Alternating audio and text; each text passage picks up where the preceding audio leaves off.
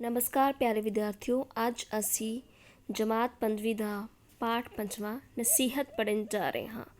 ਬੱਚਿਓ, ਨਸੀਹਤ ਸ਼ਬਦ ਦਾ ਅਰਥ ਹੁੰਦਾ ਹੈ ਕਿਸੇ ਨੂੰ ਸਲਾਹ ਦੇਣਾ ਜਾਂ ਕਿਸੇ ਦੇ ਦਿਮਾਗ ਵਿੱਚ ਕੋਈ ਗੱਲ ਅਜਿਹੀ ਗੱਲ ਪਾਣੀ ਜਿਸ ਨਾਲ ਵਿਅਕਤੀ ਜਿਹੜਾ ਹੈ ਉਸ ਗੱਲ ਨੂੰ ਚੰਗੀ ਤਰ੍ਹਾਂ ਸਮਝ ਜਾਂਦਾ ਹੈ ਅਤੇ ਉਸ ਨੂੰ ਇੱਕ ਨਸੀਹਤ ਦੇ ਤੌਰ 'ਤੇ ਅਤੇ ਇੱਕ ਸਲਾਹ ਦੇ ਤੌਰ 'ਤੇ ਆਪਣੀ ਜ਼ਿੰਦਗੀ ਵਿੱਚ ਅਪਣਾਉਂਦਾ ਹੈ।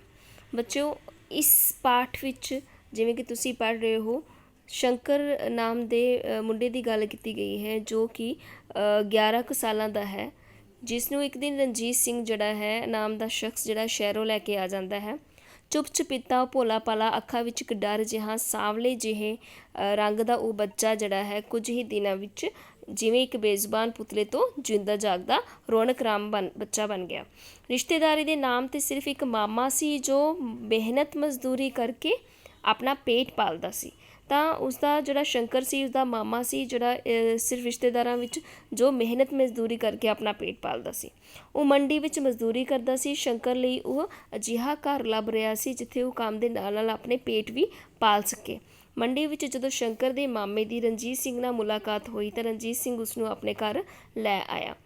ਬੱਚੋ, ਮੰਡੀ ਵਿੱਚ ਮਜ਼ਦੂਰ ਇਕੱਠੇ ਹੁੰਦੇ ਹਨ ਜਦੋਂ ਵੀ ਉਹਨਾਂ ਨੂੰ ਕੋਈ ਰੁਜ਼ਗਾਰ ਦੀ ਭਾਲ ਹੁੰਦੀ ਹੈ, ਤਾਂ ਇਸ ਤਰ੍ਹਾਂ ਜਿਹੜਾ ਸ਼ੰਕਰ ਦਾ ਮਾਮਾ ਹੈ ਉਸਨੂੰ ਹਰ ਰੋਜ਼ ਜਿਹੜਾ ਮੰਡੀ ਲੈ ਕੇ ਜਾਂਦਾ ਹੈ, ਜਿੱਥੇ ਉਸਦੀ ਮੁਲਾਕਾਤ ਰਣਜੀਤ ਸਿੰਘ ਨਾਲ ਹੁੰਦੀ ਹੈ, ਜਿਹੜਾ ਉੱਥੋਂ ਜਿਹੜਾ ਹੈ ਸ਼ੰਕਰ ਨੂੰ ਆਪਣੇ ਨਾਲ ਆਪਣੇ ਘਰ ਲਾਇਆ ਜਾਂਦਾ ਹੈ। ਇਸ ਤਰ੍ਹਾਂ ਬੱਚੋ, ਇਸ ਪਾਠ ਦੇ ਅੱਗੇ ਦੱਸਿਆ ਗਿਆ ਹੈ ਕਿ ਰਣਜੀਤ ਸਿੰਘ ਦਾ ਜਿਹੜਾ ਬੇਟਾ ਹੈ ਬੰਟੀ, ਉਸਦੀ ਉਮਰ ਵੀ 12 ਕੁ ਸਾਲਾਂ ਦੀ ਹੈ। ਉਹ ਅਕਸਰ ਸ਼ਾਮ ਨੂੰ ਸ਼ੰਕਰ ਨਾਲ ਜਿਹੜਾ ਹੈ ਖੇਡਣ ਲੱਗ ਜਾਂਦਾ ਹੈ। ਸ਼ਾਇਦ ਇਸੇ ਲਈ ਸ਼ੰਕਰ ਕੁਝ ਦਿਨਾਂ ਵਿੱਚ ਹੀ ਸਾਰੇ ਪਰਿਵਾਰ ਵਿੱਚ ਜਿਹੜਾ ਹੈ ਘੁਲ ਮਿਲ ਗਿਆ ਸੀ। ਸਵੇਰ ਤੋਂ ਲੈ ਕੇ ਘਰ ਵਿੱਚ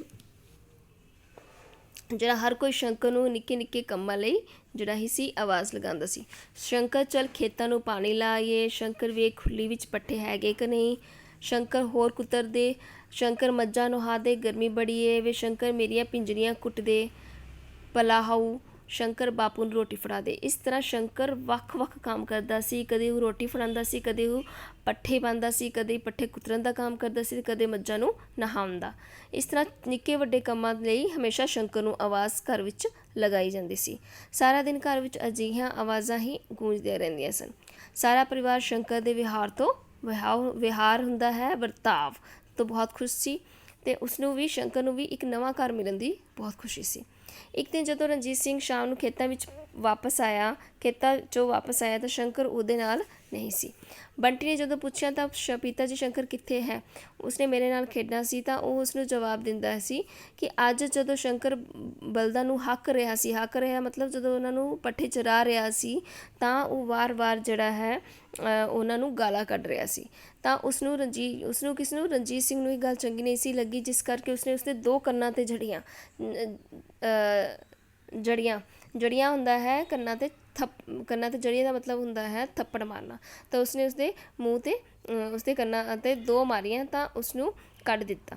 ਤਾਂ ਇਹ ਸੁਣ ਕੇ ਨਾਲ ਹੀ ਉਹ ਜਿਹੜਾ ਰਣਜੀਤ ਸਿੰਘ ਹੈ ਉਹ ਆਪਣੇ ਪੁੱਤਰ ਬੰਟੀ ਨੂੰ ਕਹਿ ਰਿਹਾ ਅਤੇ ਨਾਲ ਹੀ ਉਹ ਕਹਿ ਰਿਹਾ ਹੈ ਕਿ ਜੇਕਰ ਉਸਨੂੰ ਨਹੀਂ ਕੱਢਦਾ ਤਾਂ ਬੰਟੀ ਵੀ ਗਾਲਾਂ ਸਿੱਖ ਜਾਂਦਾ। ਇਹ ਸੁਣ ਕੇ ਜਿਹੜਾ ਬੰਟੀ ਹੈ ਉਹ ਚਲਾ ਜਾਂਦਾ ਹੈ ਉੱਥੋਂ ਅਤੇ ਆਪਣੇ ਕਮਰੇ ਵਿੱਚ ਜਾ ਕੇ ਰੋਣ ਲੱਗ ਜਾਂਦਾ ਹੈ। ਤਾਂ ਫਿਰ ਉਸਨੂੰ ਪਿਤਾ ਜੀ ਦਾ ਇਹ ਫੈਸਲਾ ਚੰਗਾ ਨਹੀਂ ਸੀ ਲੱਗਾ, ਪਰ ਉਹ ਆਪਣੇ ਪਿਤਾ ਅੱਗੇ ਜ਼ੁਬਾਨ ਨਹੀਂ ਸੀ ਖੋਲ੍ਹਣਾ ਚਾਹੁੰਦਾ। ਉਸਨੇ ਸ਼ਾਮ ਨੂੰ ਵੀ ਕੁਝ ਖਾਧਾ ਪੀਤਾ ਨਾ ਅਤੇ ਨਾ ਹੀ ਖੇਡਣ ਗਿਆ। ਉਸਨੇ ਰੋਟੀ ਖਾਣ ਤੋਂ ਵੀ ਨਾ ਕਰ ਦਿੱਤੀ ਅਤੇ ਰਣਜੀਤ ਸਿੰਘ ਆਪ ਰੋਟੀ ਦੀ ਥਾਲੀ ਲੈ ਕੇ ਉਸਦੇ ਕੋਲ ਗਿਆ। ਉਸਨੇ ਬੰਟੀ ਨੂੰ ਪਿਆਰ ਨਾਲ ਕਿਹਾ, ਪੁੱਤ ਮੈਂ ਜਾਣਦਾ ਹਾਂ ਤੂੰ ਸ਼ੰਕਰ ਦੇ ਜਾਣ 'ਤੇ ਉਦਾਸ ਹੈ, ਪਰ ਇਹ ਫੈਸਲਾ ਤੇਰੀ ਭਲਾਈ ਲਈ ਕੀਤਾ ਹੈ, ਉੱਠ ਮੇਰਾ ਸਾਊ ਪੁੱਤ। ਤਾਂ ਜਿਹੜਾ ਰਣਜੀਤ ਸਿੰਘ ਹੈ ਬੰਟੀ ਕੋਲੋਂ ਖਾਣਾ ਲੈ ਕੇ ਜਾਂਦਾ ਹੈ ਤਾਂ ਉਸਨੂੰ ਕਹਿੰਦਾ ਹੈ ਕਿ ਤੂੰ ਨਾਰਾਜ਼ ਕਿਉਂ ਹੈ, ਤੂੰ ਤਾਂ ਮੇਰਾ ਸਾਊ ਪੁੱਤ ਹੈ। ਤਾਂ ਉਸਨੂੰ ਬਹੁਤ ਹੀ ਪਿਆਰ ਦੁਲਾਰ ਕਰਦਾ ਹੈ। ਅੱਗੇ ਜਿਹੜਾ ਹੈ ਬੰਟੀ ਜਿਹੜਾ ਹੈ ਉਹ ਕੀ ਕਹਿੰਦਾ ਹੈ, ਬੰਟੀ ਉੱਠ ਕੇ ਬੈਠ ਜਾਂਦਾ ਹੈ ਤਾਂ ਰੋਂਦੇ ਰੋਂਦੇ ਆਪਣੇ ਪਿਤਾ ਨੂੰ ਪੁੱਛਦਾ ਹੈ ਕਿ ਪਿਤਾ ਜੀ ਜੇਕਰ ਮੇਰੇ ਕੋਲੋਂ ਇਹ ਗਲਤੀ ਹੋ ਜਾਂਦੀ ਕਿ ਤੁਸੀਂ ਮੈਨੂੰ ਵੀ ਘਰੋਂ ਬਾਹਰ ਕੱਢ ਦਿੰਦੇ। ਤਾਂ ਉਹ ਕਹਿੰਦਾ ਹੈ ਕਿ ਨਹੀਂ ਪੁੱਤਰ, ਤੂੰ ਮੇਰਾ ਪੁੱਤਰ ਹੈ, ਮੈਂ ਤੈਨੂੰ ਪਿਆਰ ਨਾਲ ਸਮਝਾਉਂਦਾ। ਤਾਂ ਫਿਰ ਉਹ ਅੱਗੇ ਬੰਟੀ ਕਹਿੰਦਾ ਹੈ ਕਿ ਸ਼ੰਕਰ ਮੇਰੇ ਵਰਗਾ ਨਹੀਂ ਸੀ, ਤੁਸੀਂ ਉਸਨੂੰ ਸਮਝਾ ਸਕਦੇ ਸੀ। ਉਹ ਜਦੋਂ ਹਰ ਵੇਲੇ ਸਾਨੂੰ ਸੁੱਖ ਦਿੰਦਾ ਰਿਹਾ ਸੀ ਤਾਂ ਇੱਕ ਗਲਤੀ ਹੋਣ 'ਤੇ ਉਸਨੂੰ ਘਰ ਵਿੱਚ ਤੁਸੀਂ ਕੱਢ ਦਿੱਤਾ। ਤਾਂ ਇਸ ਤਰ੍ਹਾਂ ਉਹ ਜਿਹੜਾ ਹੈ ਕਿ ਉਹ ਤੁਹਾਡਾ ਪੁੱਤਰ ਨਹੀਂ ਸੀ। ਇਸ ਤਰ੍ਹਾਂ ਜਿਹੜਾ ਹੈ ਬੰਟੀ ਹੈ ਉਹ ਰਣਜੀਤ ਸਿੰਘ ਨੂੰ ਇਹ ਸਾਰਾ ਕੁਝ ਸਮਝਾਉਂਦਾ ਹੈ। ਕਿਉਂਕਿ ਉਸਦੇ ਮਾਤਾ ਪਿਤਾ ਇਸ ਦੁਨੀਆ ਵਿੱਚ ਨਹੀਂ ਹਨ ਤਾਂ ਪਿਤਾ ਜੀ ਕੀ ਗਾਲਾਂ, ਇਹ ਆਦਤ ਤਾਂ ਗਾਲਾਂ ਕੱਢਣ ਦੀ ਆਦਤ ਤੋਂ ਵੀ ਮਾੜੀ ਹੈ। ਤਾਂ ਤੁਹਾਨੂੰ ਸ਼ਾਇਦ ਨਹੀਂ ਪਤਾ, ਅੱਜ ਕੱਲ੍ਹ ਜਿਹੜਾ ਜਦ ਮੈਂ ਸ਼ਾਮ ਵੇਲੇ ਖੇਡਣ ਉਪਰੰਤ ਹੋਮਵਰਕ ਕਰਦਾ ਸੀ, ਉਸ ਵੇਲੇ ਵੀ ਉਹ ਮੇਰੇ ਕੋਲ ਬੈਠਦਾ ਸੀ ਅਤੇ ਹੌਲੀ ਹੌਲੀ ਪੜ੍ਹਨਾ ਲਿਖਣਾ ਵੀ ਉਸਨੂੰ ਆ ਰਿਹਾ ਸੀ। ਮੇਰੇ ਪੰਜਾਬੀ ਵੇਲੇ ਅਧਿਆਪਕ ਜੀ ਨੇ ਦੱਸਿਆ ਸੀ ਕਿ ਵਿੱਦਿਆ ਵੰਡਣੀ ਉੱਤਮ ਪੁੰਨ ਦਾ ਕੰਮ ਹੈ। ਤੁਸੀਂ ਮੈਨੂੰ ਉੱਤਮ ਪੁੰਨ ਕਰਨ ਤੋਂ ਵੀ ਵਾਂਝਾ ਕਰ ਦਿੱਤਾ।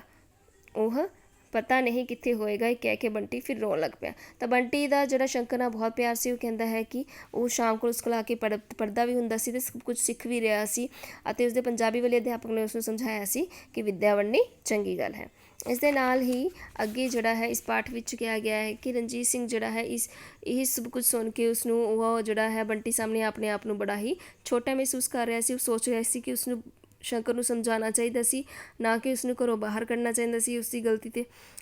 ਤਾਂ ਉਹ ਜਿਹੜਾ ਹੈ ਮੋਟਰਸਾਈਕਲ ਨੂੰ ਕਿੱਕ ਮਾਰ ਕੇ ਨਿਕਲ ਜਾਂਦਾ ਹੈ। ਥੋੜ੍ਹੀ ਦੇਰ ਵਿੱਚ ਉਹ ਵਾਪਸ ਆਉਂਦਾ ਹੈ ਤਾਂ ਸ਼ੰਕਰ ਨੂੰ ਨਾਲ ਲੈ ਕੇ ਆਉਂਦਾ ਹੈ। ਉਸਦੀਆਂ ਅੱਖਾਂ ਵੀ ਰੋ ਰੋ ਕੇ ਲਾਲ ਹੋ ਚੁੱਕੀਆਂ ਸਨ। ਕਿਸ ਦੀਆਂ ਅੱਖਾਂ ਰੋ ਰੋ ਕੇ ਲਾਲ ਹੋ ਚੁੱਕੀਆਂ ਸਨ? ਸ਼ੰਕਰ ਦੀਆਂ। ਘਰ ਪੁੱਜਦੇ ਉਸਨੇ ਦਾਦੀ ਮਾਂ ਤੋਂ ਮਾफ़ੀ ਮੰਗੀ ਅਤੇ ਕਿਹਾ ਕਿ ਬੀਜੀ ਮੈਂ ਅੱਜ ਤੋਂ ਬਾਅਦ ਕਦੇ ਵੀ ਗਾਲਾਂ ਨਹੀਂ ਕੱਢਾਂਗਾ। ਇਸ ਤੋਂ ਬਾਅਦ ਸ਼ੰਕਰ ਮਾफ़ੀ ਮੰਗਦਾ ਹੈ। ਸ਼ੰਕਰ ਦੀ ਆਵਾਜ਼ ਸੁਣ ਕੇ ਬੰਟੀ ਬਾਹਰ ਆ ਜਾਂਦਾ ਹੈ। ਰਣਜੀਤ ਸਿੰਘ ਨੇ ਸਾਨੂੰ ਦੱਸਿਆ ਕਿ ਰਾਤ ਹੋ ਜਾਣ ਕਰਕੇ ਇਹਨੂੰ ਕੋਈ ਵੀ ਬੱਸ ਨਹੀਂ ਸੀ ਮਿਲਦੀ। ਇਹ ਅੱਡੇ 'ਤੇ ਬੈਠ ਕੇ ਰੋ ਰਿਹਾ ਸੀ।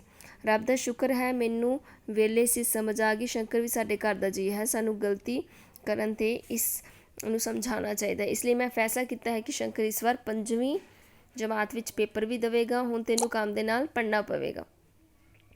ਜੀ ਸਰਦਾਰ ਜੀ। ਸ਼ੰਕਰ ਜਵਾਬ ਵਿੱਚ ਆਤਮ ਵਿਸ਼ਵਾਸ ਅਤੇ ਅੱਖਾਂ ਵਿੱਚ ਸੁਪਨੇ ਸਾਫ਼ ਝਲਕ ਰਹੇ ਸਨ।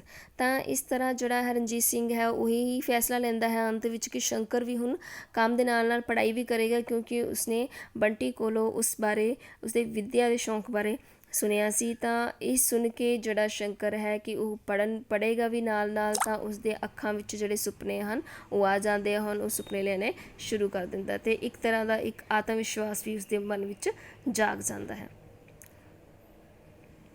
ਆਈ ਹੋਪ ਬੱਚੋ ਤੁਹਾਨੂੰ ਇਹ ਪਾਠ ਜਿਹੜਾ ਹੈ ਸਮਝ ਆਇਆ ਹੋਵੇਗਾ। ਤੁਸੀਂ ਇਸ ਨਾਲ ਸੰਬੰਧਿਤ ਜਿਹੜੇ ਹਨ ਅਭਿਆਸ ਕਾਰਜ ਹੈ ਤੁਸੀਂ ਆਪਣੀ ਪੁਸਤਕਾਂ 'ਤੇ ਕਰਨਾ ਹੈ।